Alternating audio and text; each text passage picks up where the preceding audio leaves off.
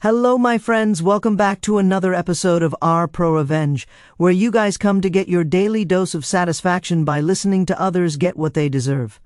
Guys, today's episode will feature 7 stories. The first story is about someone trying to parent someone else's kid. The second story is about how someone deals with a tech support scammer. The third story is someone doing some problem solving and getting much-deserved revenge on an auto shop.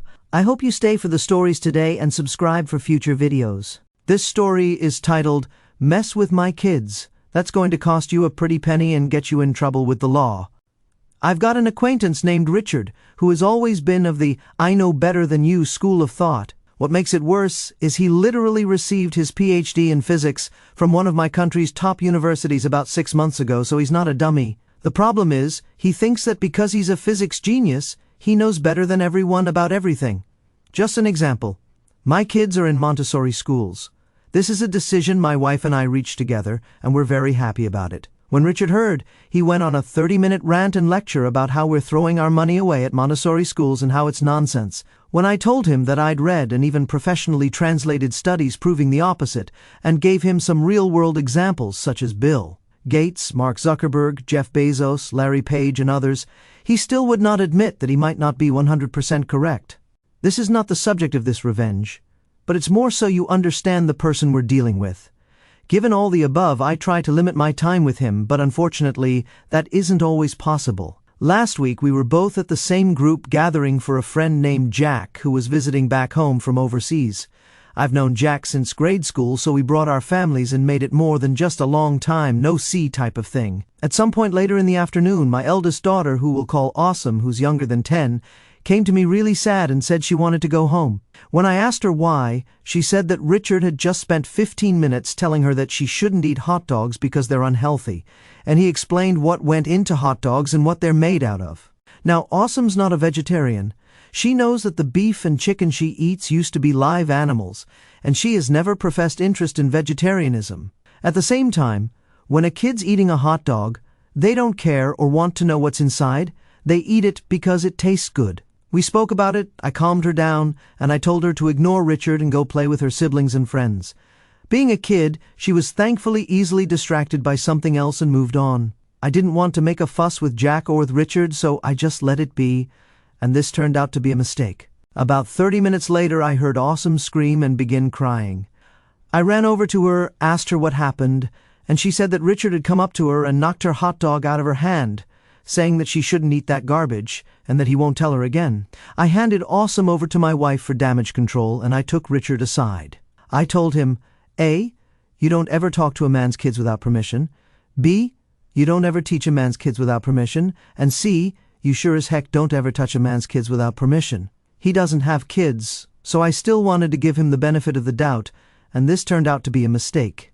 Instead of doing the mature thing and moving on, he decided to double down on the hot dog issue.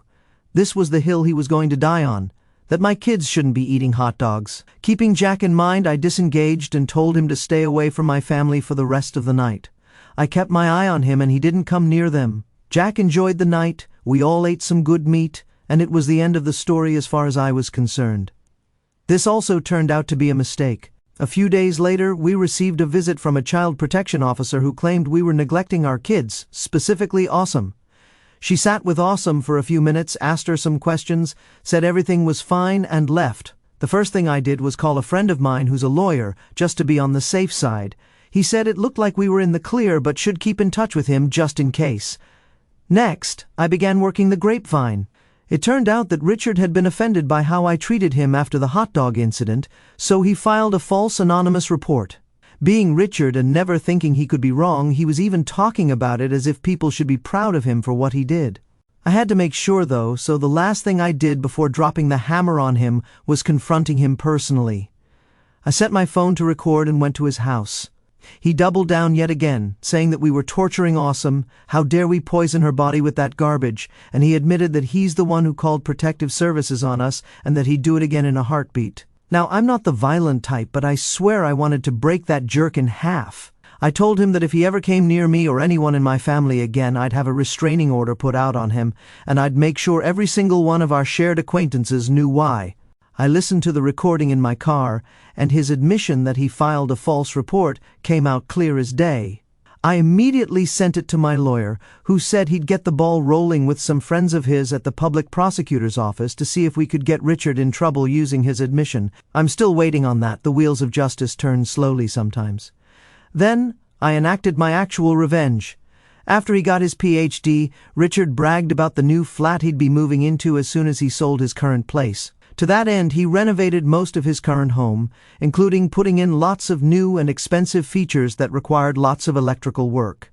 He did the same on his new flat. He did most of the electrical work himself, which is a big no-no unless you're licensed and have a proper permit.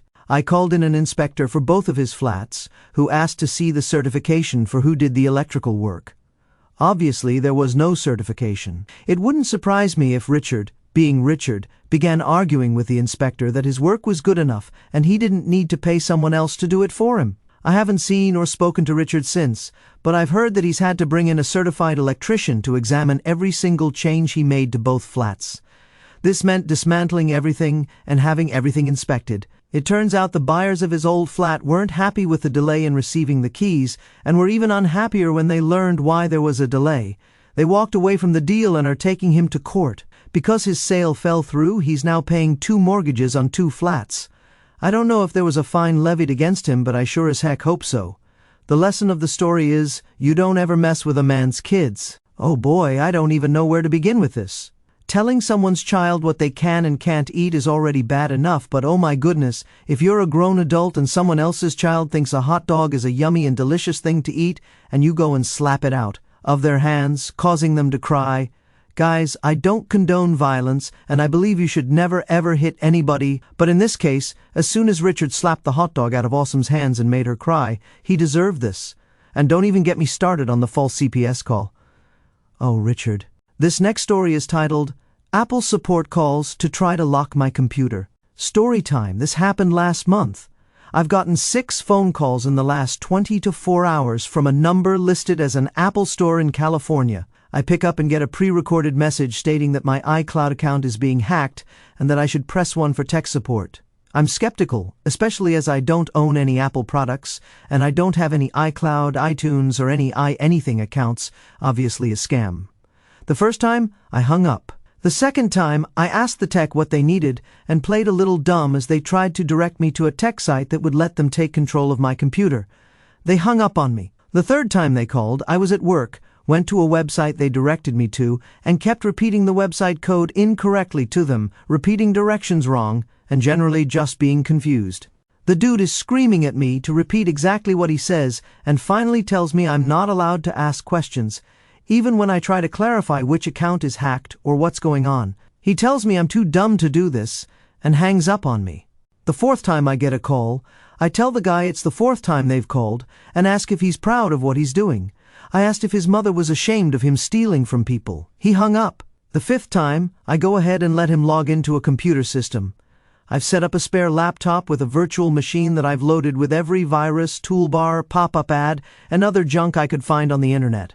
Just to give you an example of how bad the laptop was, if it was a horse, we'd probably take it out back and put it out of its misery.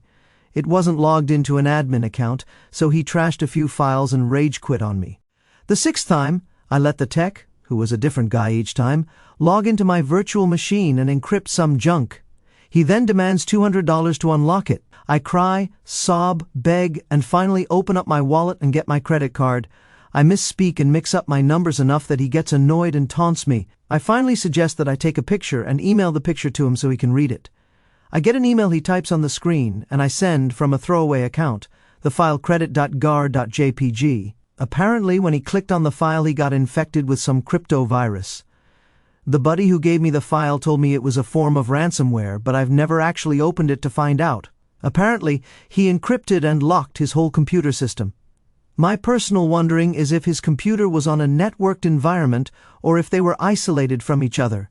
All I know is I didn't get any more phone calls after that. Guys, I absolutely hate scammers. Scammers are the worst of the worst. I once got a phone call from a scammer that said 10 pizzas were at my house right now, and there was a guy waiting for me to open the door. When I told the guy on the phone that I didn't place any orders for pizza, he got mad at me and demanded that I pay for the pizzas because they're at my address. When I asked him what address they sent the pizza guy to, the guy got flustered, swore at me, and then hung up the phone. To this day, I wonder how many people he scammed with that. This next story is titled, "If You Make Me Solve the Problem, It'll Cost You Money." This happened a while back, actually before Reddit was even thought of, and no one had their own cell phone. A local business, which happened to be an auto repair shop, changed their phone number for some reason. A few months later, when my family added a second phone line to the house, guess which number we were given? It wasn't that much of a pain since most of the customer base had the new number, but about 6 months later, we started getting calls for this business several times a day. So, I finally asked one of the callers where he got the number from. He tells me it's on top of the business's building in 3-foot-high letters. Really? So, I drive by that way the next day, and sure enough, there it is in big blue letters. I look up the current number when I get home and give them a call. I said, "Hey, so I've noticed that you still have your old number on top of your building, and we've been getting a lot of your calls. Would it be possible for someone to correct the sign, or just paint over it?" And this is where I get told that it's my problem, and they don't have time to deal with it. Click. Oh, okay, now I see. So, I figure it won't take long to sort this out. My revenge is, I start taking appointments. I tell a lady that we're having a special on tires. I can get her a complete set for $75. That's right, 4 brand new tires for $75. $200 was the average per tire. I get a guy who needs a complete rebuild on his transmission and asks how long it'll take. I tell him that since we aren't very busy right now, if he can get it into our shop by noon, I have a guy who can have it done by 6 o'clock in the evening the same day, and it'll only cost him $750, which is super cheap, by the way. I do this maybe 20 to 30 times over the course of a week or so. The calls become less frequent, and as I drive by the following week, I notice that the sign is now just plain white. I'm pretty sure that, all in all, I probably cost this guy about $10,000 or so and annoyed customers who showed up thinking they had appointments or a great deal. You'd think that once a business changes their phone number, they would make changes to the outside of their business, updating the phone number. Great revenge on the poster's part, though. This next story is titled, "How I Deal with a Nasty Roommate." This happened in 2015. I lived with my friend Katie and her younger sister Sarah for a year at university. At the start of the year, we had all agreed that the communal areas were to be kept clean and clutter-free since it was a small flat and we had a weekly cleaning roster. We also agreed that if we were going to bring any guys back to the flat, we would warn others just so we know who's coming and going for security reasons, since the student area we lived in was notorious for break-ins. Sarah became the biggest, most disrespectful pain in the neck.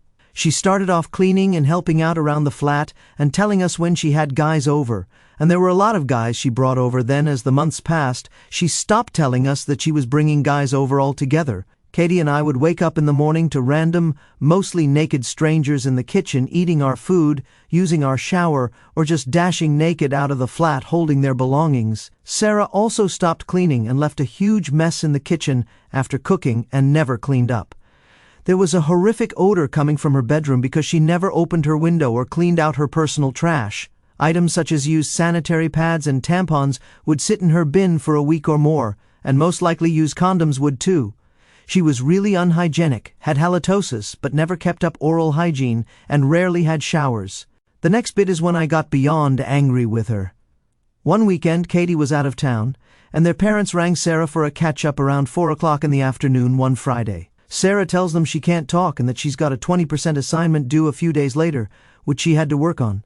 20 minutes later, many guys come over.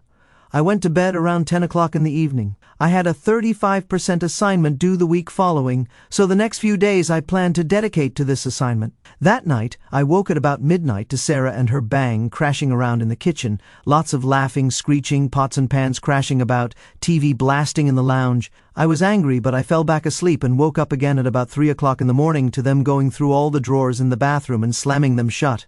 Sarah and her bang went through my personal drawer and Katie's looking for condoms. All I could hear was, "Where are the condoms?" They even tried to break into Katie's room looking for some, but Katie had locked her door and hidden her spare key, which was a smart move. They crashed about and slammed the bedroom door and proceeded to have loud, vigorous sex for the rest of the night.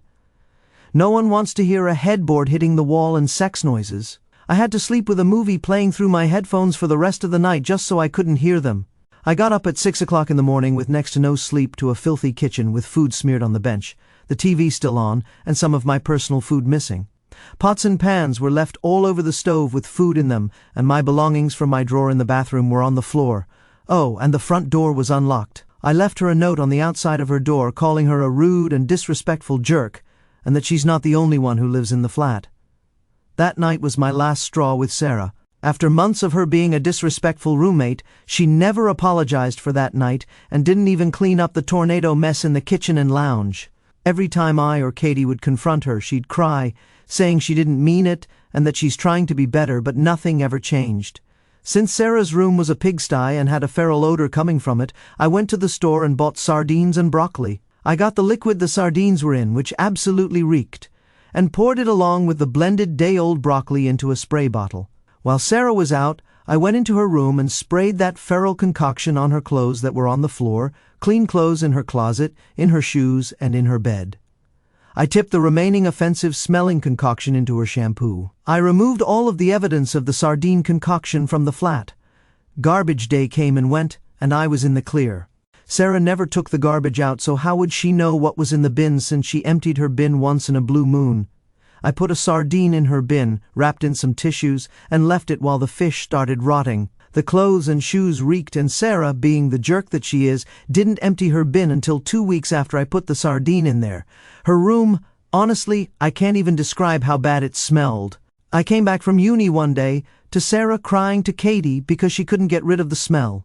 Katie got so mad at her and yelled at her for not cleaning and being unhygienic for literally months. She had it aired out for weeks, but the smell never left her room completely and was still in her bedsheets because it soaked into her mattress. When their parents came by for a visit, they yelled at Sarah for smelling, and her mum screamed that they didn't raise Sarah to be so disgusting. That was music to my ears. Her super annoying friends stopped showing up unannounced, and the guys stopped coming over too. I never expected my reeky concoction to work such wonders. My room and the rest of the flat smelled fine. The lingering smell was just in Sarah's room. I was astounded that it took that sardine concoction to get Sarah to clean and air out her room, and that the smell of rotting tampons and condoms was not as offensive to her. Sarah failed her assignment and I got 91% on mine, which made me so happy.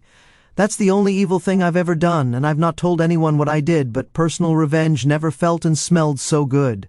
There are so many revenge stories about people leaving rotting smells for people to suffer with, but this story has got to be one of my favorites. It actually has a point to it, and actually teaches her a lesson to be a cleaner person altogether, rather than just throwing that smell into a room for revenge's sake. This next story is titled, I Thought Ghosting Was for Tinder Dates, Not Employees. So, I've been working for a fast food shop for about 3 years now, and the place is an absolute heckhole. This past year we've had 7 general managers and double that for the number of associate employees to roll through. The turnover rate is ridiculous. That being said, I'm the only employee to know how to do everything at the store because I've been there for so long, or at least I was. I went home for a month and a half ago for fall break. I told the new manager, Josh, who started a week before I left, the date that I would be back. During the break, I was kicked out of our group chat, and I also noticed that our employee app, Jolt, for anyone who cares, was saying that I wasn't registered with the company anymore.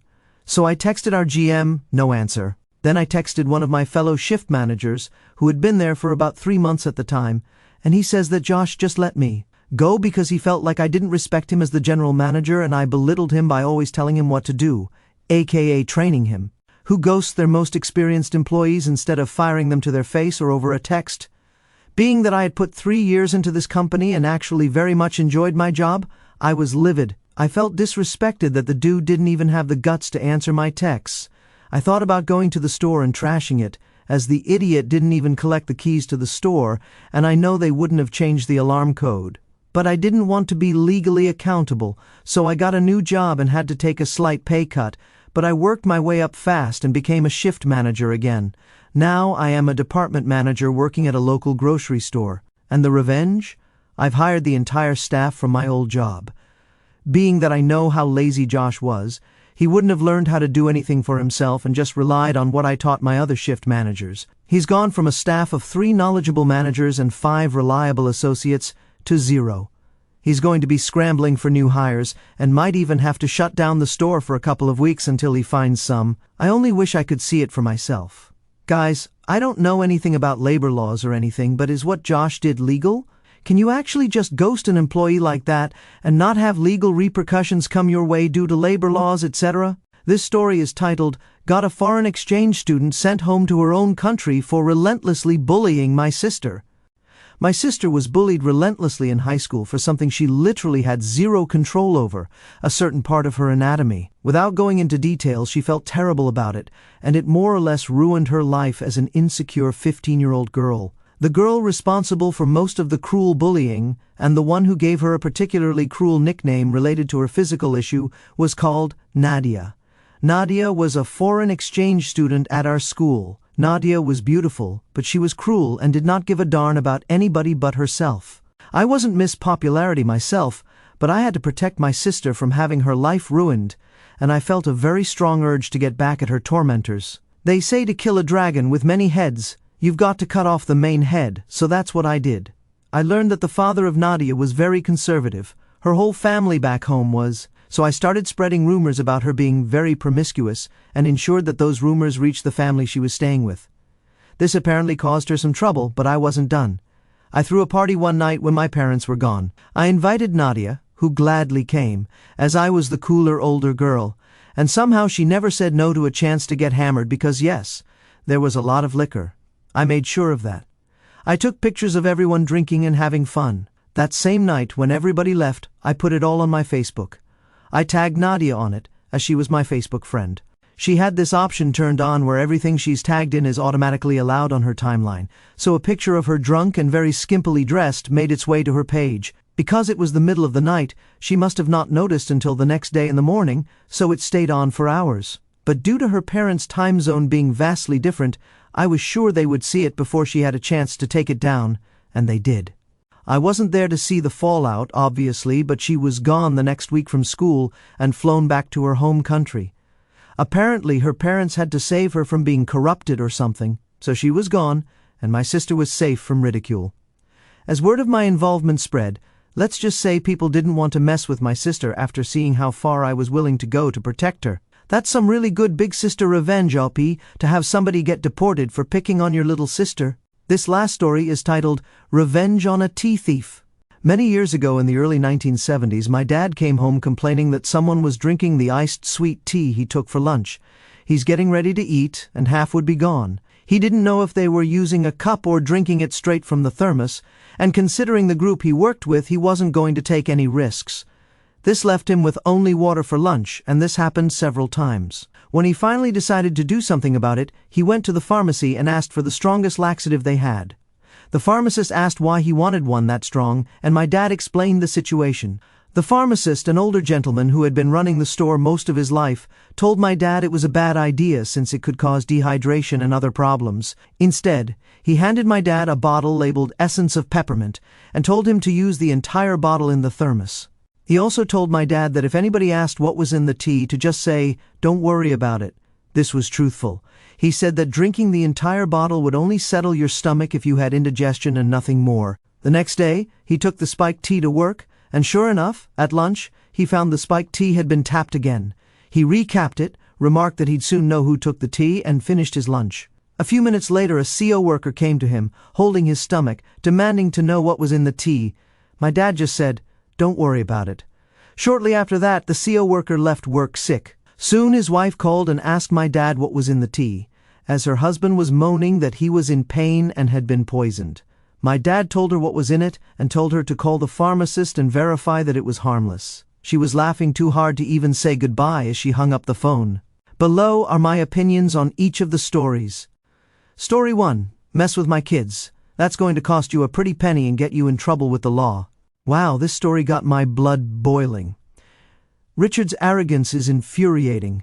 Thinking he knows better than everyone, especially about your parenting choices, is bad enough, but knocking a hot dog out of your daughter's hand and making her cry? That's crossing a line that deserves serious consequences. His audacity to double down and file a false CPS report is next-level vindictive. I admire your restraint in not getting physical, and your strategic revenge was brilliant. Hitting him where it hurts with those electrical inspections was a masterstroke. The fallout with his flat sales and double mortgages feels like poetic justice. This story is a powerful reminder that messing with someone's kids is a dangerous game, and you played your cards perfectly to teach Richard a lesson he won't forget. Story 2. Apple support calls to try to lock my computer. This one had me cheering for your cleverness. Scammers are the absolute worst, and I love how you turned the tables on them. Playing dumb to frustrate them, letting them trash a junk-filled virtual machine, and then sending that ransomware-laced credit.gar.jpg file? Genius. The fact that the calls stopped after that suggests you hit them hard, maybe even locked up their whole system.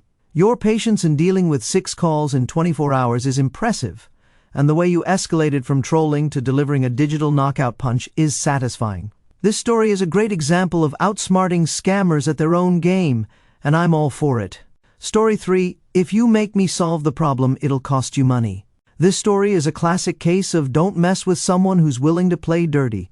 The auto shop's refusal to update their sign, and their dismissive attitude, was just asking for trouble. Taking fake appointments and offering absurdly cheap deals like $75 for 4 tires, or a same-day transmission rebuild for $750, that's next-level petty, and I'm here for it.